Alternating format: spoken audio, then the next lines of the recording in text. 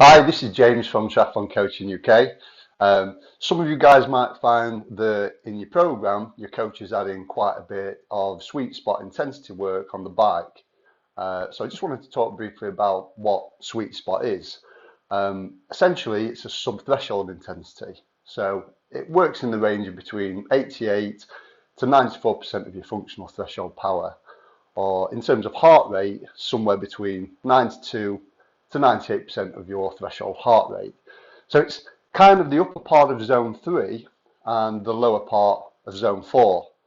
It's an intensity that should feel challenging, but also one that is sustainable and doesn't require a significant amount of recovery time. Now, it provides a really good training effect. So that's one of the real benefits of working at Sweet Spot. It's one of the most beneficial places to spend your training time. So you might find that your coach has put in quite a bit of Sweet Spot work into your program. They might put it in sort of at the beginning of the race season, or actually prior to beginning the race season. It's an excellent place to start to increase your functional threshold power. It builds the physiology that you need to be able to work at the higher intensity during some of the more challenging intervals that will come at a later stage. And again, it helps because it doesn't require a large amounts of recovery that some of the higher intensity work does.